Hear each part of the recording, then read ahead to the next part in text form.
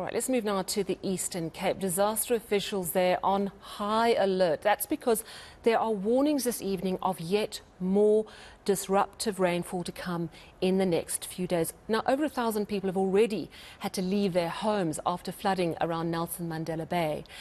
Now there's potential of more disruption, and it's not just in the Gqeberha area. There are other towns along the coastline that are facing problems. Our reporter Ronald Masinda joins us this evening from Gqeberha. Ronald, I can see it looks like you're at some sort of centre giving assistance. It's been a terribly difficult few days with possibly more to come. Tell us what you know.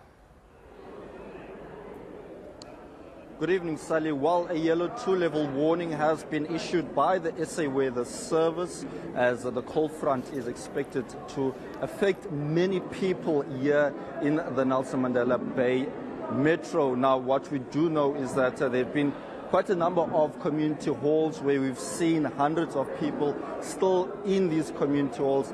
And this follows advice from the Department of Social Development, MEC, Bukiwe Fanta, who visited the areas of Nelson Mandela that have been affected by these floods, urging people who were displaced during the recent floods to remain in these community centers because things could get a lot worse. I'm going to be speaking to a couple of people. I'm going to start off with Umamu Fezeka Peter. Mama Sabulela Kashalak. Mama Kalin Unsala Apa, Injani Mekoyalap.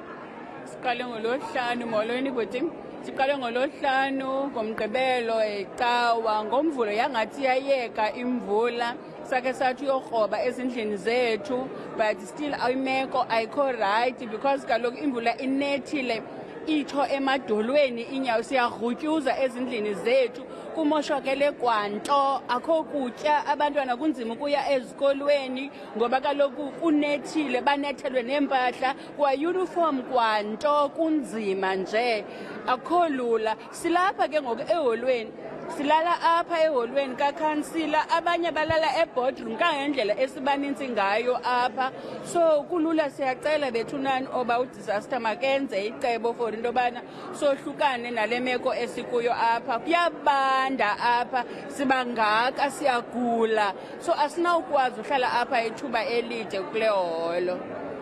Xa ujonga imeko yakho ekhaya injani ngoku? Kumanzi phansi, kumanzi kwanto, imvula imoshe kakhulu, kulidaka phansi naphakathi nangaphandle, yonke nje into ayikho right. Jabulela ixesha lakho mama kakhulu. That was Umamu Fezeka Peter describing, Sally, just her own situation at home. She says that she started to stay here since Friday, and that ever since she's been going to her own house, the situation hasn't improved. She says that when the flooding started, she couldn't even, get her own stuff, her own belongings, saved, some of her belongings damaged. And the situation here, she says that they've been overcrowded at this particular hall, which is situated in Warmer. And we will be trying to speak to Gift of the Givers. Corinne, thank you so much for your time. You guys have been on the ground for several days now. Is the situation improving? We have been serving 5 shelters for the last couple of days. Many families are still staying in their shelters. The heavy rains caused flooding in low-lying areas in Motherwell, KwaZakele, where 500 families have been affected. Over 1,500 have been evacuated, which is your elderly, disabled, or people living with disabilities, and your children. And many people don't want to leave their houses because of fear of crime and security. So people are still staying in their damp, flood-affected households. Our team are distributing relief aid, blankets, hot meals is essential. Many people say electric appliances have been damaged and don't work at the moment. We've been delivering mattresses and hygiene packs as well. We spoke to a mother who said since Friday, herself and her children have been wearing the same clothing. And we've also brought in brand new TFG clothing that we have distributed.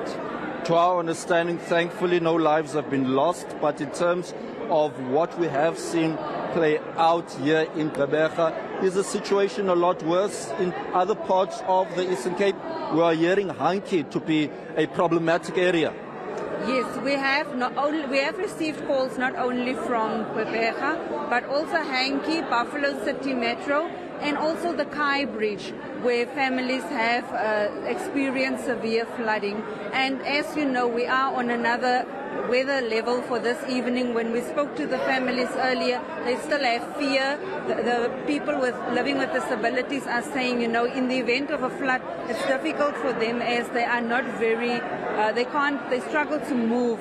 So families are still in fear with the heavy rains that are still about to pour.